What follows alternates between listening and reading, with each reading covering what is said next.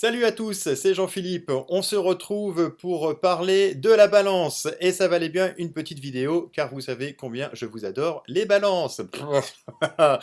Eh bien, alors qu'est-ce que l'on va retenir de cette balance, de cette lunaison, pardon, en balance? Je vous propose de le découvrir dans les quelques minutes qui vont suivre au travers des mythes de Paris, d'Hélène, de la guerre de Troie, mais également au cœur de l'histoire de France, au travers du règne d'un monarque qui a été très marqué par le signe de la balance, c'est Louis XIII. Mais avant toute chose, quelques généralités sur ce signe. Ce signe est un peu le signe sans tronche. Vous l'avez remarqué, c'est le seul signe de la bande zodiaque qui n'est pas thériomorphe. C'est un objet. Et d'où il vient cet objet? Eh bien, je vous le dirai, on n'en sait strictement rien. Ou enfin, en tout cas, c'est légèrement flou, comme l'est d'ailleurs le signe de la balance. Et je suis dans le jugement, n'est-ce pas? Je vous adore.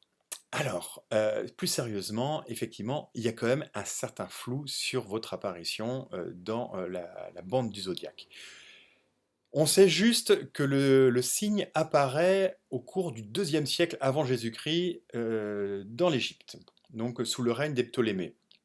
On va après le retrouver chez les Grecs et certainement complètement et définitivement institutionnalisé par les Romains. Mais alors, le signe de la balance, c'est quoi? Pourquoi d'ailleurs cette création aussi récente? Là aussi, c'est un peu un flou. Vous savez, il y a 12 signes du zodiaque, ou 12 constellations. Mais certains en ont vu une 13e. Et en fait, ils ont raison, à demi-raison. Il y a effectivement une 13e constellation qui traverse l'écliptique, c'est celle du Serpentaire, ou d'Asclépios, pour d'autres versions. Cette constellation, ce signe, a été complètement extrait de la bande zodiacale, et à la place, eh bien, effectivement, on va retrouver ce signe de la balance, dont on ne sait pas trop s'il appartient au Scorpion ou à la Vierge. De sorte, la balance, eh bien, vous balancez véritablement du Scorpion et de la Vierge, qui sont quand même deux signes totalement différents. Pourquoi au niveau pourquoi je sais plus ce que je dis, je perds mes mots. Ça, c'est l'effet balance. Pourquoi la balance pourrait-elle se rattacher au Scorpion? Eh bien, tout simplement parce qu'elle constituait, d'une certaine part, les pinces de l'animal, les pinces du Scorpion. D'ailleurs, les Arabes ont baptisé certaines étoiles de la constellation de la Balance, Zouben el-Djemeli ou Zouben el-Chamal. Non, c'est pas Chamallow, c'est Tchemeli, je crois. Le premier voulant dire pince du sud, le second pince du nord. Donc avec ça, je pense qu'on a déjà une certaine tendance qui nous est donnée sur l'appartenance de la balance à une certaine constellation qui est celle du Scorpion. Toutefois, il faut aussi noter qu'à côté de la constellation de la balance, celle qui la précède, c'est la Vierge. Or, la Vierge représente deux choses différentes. Elle représente à la fois Déméter, ou la déesse Astrée, qui était la déesse de la justice des hommes. Elle représente aussi la balance que Zeus a positionnée dans le ciel pour juger les hommes suite à la guerre de Troie.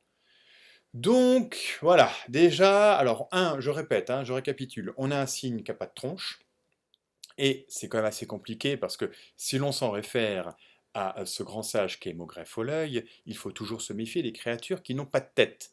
Pourquoi? Parce qu'on ne sait pas d'où proviennent leurs pensées. Et en l'occurrence, au niveau de la balance, c'est certain que la pensée, je me pose toujours la question de savoir d'où ça vient. Ça vous rend complexe. Et vous oscillez, vous hésitez entre le Scorpion et la Vierge. Bref, qu'allez-vous faire de tout ça? En fait, la balance, elle nous enseigne quoi? Parce qu'au final, il y a quand même quelque chose que l'on doit retenir. La balance, elle nous enseigne quand même une certaine notion de la liberté, et peut-être même la plus importante des notions qui concernent la liberté, qui définit la liberté. c'est la notion de choix. Ah bah oui, nous y voilà. On dit toujours que les balances ne savent pas trancher, ne savent pas faire des choix. En fait, le problème de la balance, c'est pas de faire des choix. Finalement, la balance sait faire des choix. Non, le véritable dilemme de la balance, c'est de pouvoir assumer les conséquences de ses choix. Et c'est là où son libre arbitre, de temps en temps, s'efface devant, tout simplement devant autrui. Et elle se laisse souvent influencer par autrui. Et c'est là où Vénus intervient dans le signe de la balance. C'est là où la balance rentre dans le jeu de la séduction. Parce qu'elle se dit que en séduisant les autres, puisque je dois prendre des choix entre l'une ou l'autre, eh bien le fait de séduire tout le monde sera content au final. Et donc je vais diluer les conséquences de mes choix. Eh bien que nenni, il va véritablement falloir assumer ses choix. Faisons un petit tour du côté des mythes, je vous le propose. Alors, le mythe le plus associé à la balance, c'est celui de Paris. Paris, le prince de Troie, qui un jour a été confronté à une épreuve de Jupiter, de Zeus, c'est selon, Zeus qui lui est apparu et qui lui a dit, voilà mon petit Paris, j'ai un petit problème à te soumettre. Je dois faire un choix entre trois nanas qui se détestent, qui me foutent un bordel pas possible dans l'Olympe. C'est Héra, ma meuf, c'est Athéna, ma fille, que j'ai moi-même conçue tout seul comme un grand, qui est déesse de la guerre, et la troisième, la Ronne, eh ben, c'est Aphrodite. Bon, Aphrodite, on ne sait pas non plus trop d'où elle vient. Moi, je retiens plutôt qu'elle est la fille d'Uranos. Bon, bref, ne rentrons pas dans les détails. Quel est le problème? Eh bien, le problème, Zeus a promis à l'une de ces trois déesses de lui donner la pomme d'or en reconnaissance de sa beauté. C'est-à-dire qu'il doit choisir quelle est la femme la plus belle parmi ces trois nanas-là. La pomme, la plus belle, ça vous parle? Ça vous dit quelque chose? Ah oui, vous y êtes, Blanche-Neige. Oui, bah oui, c'est ça, c'est la même chose. C'est une revisite du mythe des mythes de la balance. Alors notre pauvre Paris, eh bien, il est bien embêté dans tout ça parce que il a bien compris que s'il doit faire un choix, il va devoir en assumer les conséquences. En gros, s'il satisfait une déesse, il va mécontenter deux déesses. Donc le choix n'est pas très équitable. Alors il se dit, ok, Zeus, pas de problème, moi je ne tranche pas, enfin si j'ai tranché, je vais trancher en trois, je coupe la pomme en trois et j'en attribue un morceau à chacune des déesses, comme ça elles sont contentes et moi je me suis débarrassé du gros merdier. Et oui, sauf que Zeus, il n'a pas marché. Il a dit, non, non, non, non, mon petit Paris, tu dois choisir. Alors là, qu'est-ce qu'il a fait il a dû faire des audits. Il a fait son enquête, il a mené des auditions, il a interrogé chacune des déesses pour essayer de savoir qui était la plus belle. Mais là, les déesses, pas folles les guêpes, elles se sont mises à faire du lobbying, à lui faire tout un tas de promesses. C'est l'origine de la politique. Qu'est-ce qu'elles lui ont promis? La première Héra lui a dit, si tu me choisis, je ferai de toi le plus grand des princes de la terre. Bon, il se trouve qu'il l'était déjà quasiment. Donc, ça l'intéressait moyen. La deuxième, Aphrodite lui a dit, écoute, c'est très simple, moi, déesse de l'amour, si tu me choisis, je te promets la main de la plus belle femme sur terre. Hormis moi, naturellement. On va quand même pas. Non, je veux pas me marier avec toi. Je te parle de la femme la plus belle, mais la plus belle sur Terre, la plus terrestre. Bon, il se trouve que la femme la plus belle sur Terre à ce moment-là, elle était très connue, c'était Hélène, fille de Zeus, s'il vous plaît. Vous savez, elle est née de l'accouplement de Zeus sous forme d'un cygne avec Leda. Elle est la sœur des Dioscures, Castor et Pollux. On en avait parlé au mois de juin. Ouais, pas mal. Ouais, ça c'est pas mal quand même. Et puis la troisième, Athéna lui a dit, écoute, tu me choisis, moi déesse de la guerre et de la sagesse, je ferai de toi le prince le plus victorieux de toutes tes batailles. Chose qu'il était déjà. Donc au final, on a très vite vu vers où va se diriger le choix de Paris, et effectivement ce sera vers Aphrodite. Alors, Aphrodite a tenu sa promesse, elle lui a confié la main de la belle Hélène, qui est tombée amoureuse de Paris, mais elle était déjà aussi très amoureuse de son mari, qui n'était autre que le roi de Sparte. Mais bon, Hélène, c'est une séductrice, hein, clairement. Donc Hélène est enlevée par Paris, il se renferme à Troie, et là arrive l'inévitable, c'est-à-dire que tous les princes grecs se liguent contre Paris et la cité troyenne, et c'est la fameuse guerre de Troie, qui eut pour conséquence des centaines, enfin des milliers de morts. C'est la guerre la plus meurtrière de l'Antiquité, en tout cas des mythes. Donc la conséquence de tout ça, c'est faire des choix, c'est faire la guerre. Ou risquer de faire la guerre.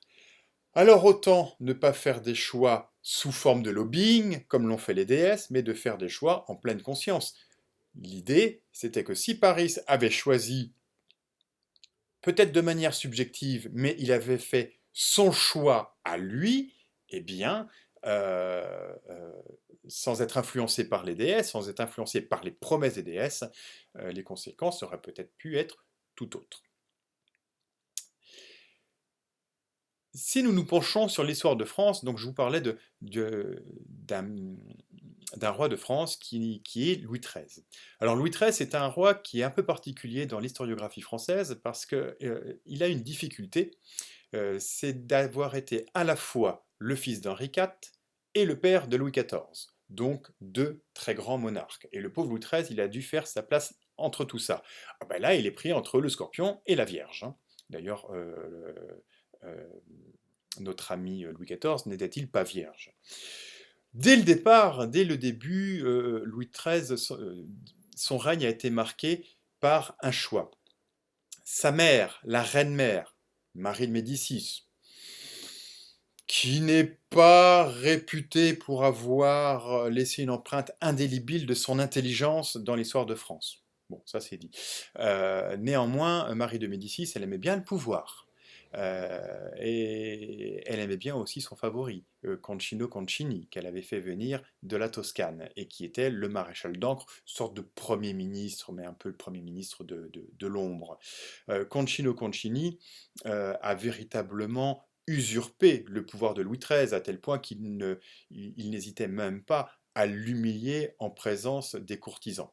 Jusqu'au moment où Louis XIII a quand même décidé de faire du Saturne, il s'est dit, moi ce Concino Concini, je ne peux plus le supporter, il va falloir qu'il dégage. Mais comment le faire dégager? Et c'est là où Louis XIII, alors on sait ce qui advint, Concino Concini a été assassiné sur ordre de Louis XIII. Ben finalement on ne sait pas trop. Car certes, Louis XIII ne s'est pas opposé à son assassinat, mais ce n'est pas lui qui directement a induit le meurtre. Ce sont ses conseillers. Quand M. de Vitry, prenant ses ordres auprès du conseil de Louis XIII, en présence du monarque, dit « Mais si Concino Concini résiste, que devons-nous faire ?» C'est un des conseillers du roi qui lui répond « Le roi, il plaît au roi que vous vous débarrassiez de lui. » Sous-entendu que vous le zigouillez. Et c'est exactement ce qui est arrivé. Mais ce n'est pas le roi qui décide. En tout cas, pleinement. Plus tard, le règne de Louis XIII, eh bien, il est marqué par la journée des dupes. Alors la journée des dupes, je la résume très simplement, c'est le choix entre la raison d'État représentée par Jean-Marie Duplessis, cardinal de Richelieu, qui avait été introduit dans le conseil du roi, encore une fois, par la reine-mère Marie de Médicis, et puis Marie de Médicis elle-même, qui commençait à en avoir ras-le-bol du conseiller qu'elle avait introduit auprès de son fils, parce que ce conseiller était peut-être un peu trop véhément, un peu trop décisionnaire. Il était Scorpion, ascendant Scorpion, à 0 degré, certes, hein, on n'est pas loin de la balance. Mais Richelieu, certes, un homme de séduction, mais un homme qui s'est tranché à la manière du Scorpion, et qui, à un moment donné, a commencé à porter de l'ombre à l'influence de la reine-mère, et là, ça a été eh bien, la guerre entre les deux. Et, encore une fois, Louis XIII a dû trancher. C'est la journée des dupes, qui porte bien son nom.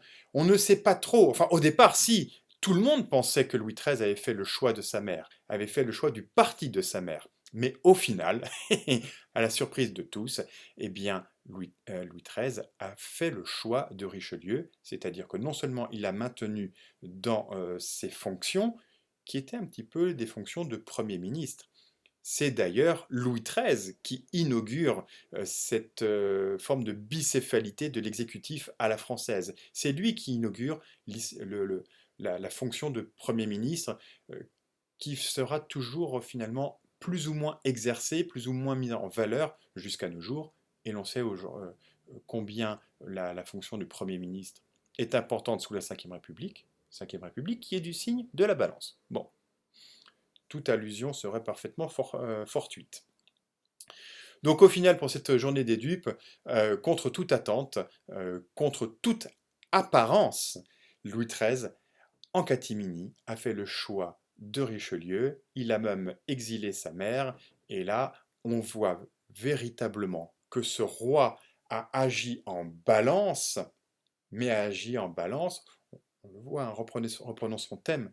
Louis XIII est balance avec une lune en balance, un soleil conjoint Jupiter, donc quand même très balance, un ascendant cancer, mais on sent que c'est vraiment la balance qui domine sa personnalité, et c'est de fait la balance qui a dominé tout son règne. Voilà comment on voit des personnages, deux exemples entre Paris et Louis XIII, qui expérimentent l'enseignement de la balance, c'est-à-dire prendre de responsabilités. Je pourrais caricaturer en disant que le premier, Paris, a fait des non-choix, c'est-à-dire qu'il a fait le choix d'Aphrodite, donc du lobbying. Il a été influencé, il a été dans la séduction, il a joué dans le jeu de la séduction d'Aphrodite. Et de l'autre, un Louis XIII qui certes est confronté à des dilemmes successifs, mais qui a su s'entourer pour prendre en pleine conscience ses décisions, même si elles n'étaient pas assumées frontalement, parce que la balance aura toujours cette difficulté à assumer frontalement la décision, mais il a su s'entourer pour prendre des décisions en pleine conscience. Louis XIII a fait le choix de la raison d'État. Et l'on sait que grâce à ce choix de la raison d'État, en est arrivé le règne de Louis XIV, sans lequel, Louis XIV, sans son père, sans Louis XIII, n'aurait pas pu être Louis XIV. Louis XIII a manifestement bien préparé le terrain, il a préparé la bicéphalité du pouvoir avec Richelieu puis Mazarin, et on voit combien cet équilibre est important dans la gestion des hommes, dans le libre arbitre. Mais un libre arbitre construit sur la conscience et non pas sur les émotions. Alors, cette lunaison en balance, que doit-on en retenir? Je vous propose de regarder le ciel de cette lunaison. Nous avons une nouvelle lune qui s'opère au 6e degré de la balance, qui forme un magnifique carré à ce Saturne Capricorne conjoint au nœud sud. Alors là, on y est. C'est cette lunaison en balance, qui suit donc l'équinoxe, nous implique maintenant, au cours des 4 semaines qui suivent, et surtout des 15 prochains jours, de trancher, de faire des choix, de conscientiser nos problématiques. Toute l'année 2019, depuis le début, a été marquée par cette problématique que nous avons à remettre sur le métier notre ouvrage de vie. On sait que ça ne fonctionne plus, que nous devons changer, que nous devons faire des choix, couper des branches mortes, élaguer, s'alléger pour pouvoir construire autre chose, mais le construire d'une façon plus authentique, plus fidèle à nous-mêmes. Et ceci, nous devons le faire sur 2 plans. Le plan individuel, donc nos vies personnelles, mais également un plan collectif, c'est-à-dire le système dans lequel nous évoluons, dans lequel nous nous intégrons. Parce que la balance et le capricorne sont 2 signes éminemment sociaux, et nos vies personnelles ne peuvent être détachées de nos vies sociales.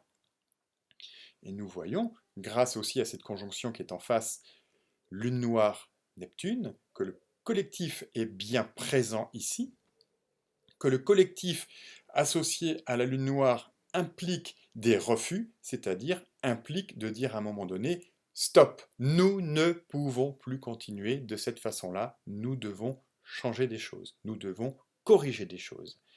Eh bien, c'est au cours de ces 4 prochaines semaines que nous allons devoir le faire. Comme je vous le disais, tant le faire sur un plan personnel, dans nos vies individuelles, que sur un plan collectif où nous sommes tous, autant que nous sommes, hein, des acteurs de ce système collectif. Et nous devons le faire dans l'énergie de la balance, c'est-à-dire dans cette conscience de faire des choix libres, d'être dans notre libre arbitre. Parce que sinon, eh bien, je pourrais vous le dire ici, tout ce qui ne parvient pas à la conscience nous revient sous forme de destin. Donc l'idée, c'est de faire nos choix avant que les autres le fassent pour nous. Je vous souhaite à tous et à toutes une merveilleuse lunaison en balance. Donc faites du bon travail, faisons nos choix en conscience. À toutes mes chères balances, je vous souhaite aussi de très très joyeux anniversaires. Et on se retrouve à la pleine lune. Je pense vous proposer au moment de la pleine lune un live où je vous inviterai à échanger de vos expériences par rapport à cette énergie balance. Sur ce, ciao, bon dimanche, bon week-end et encore à tous, bonne lunaison. Ciao.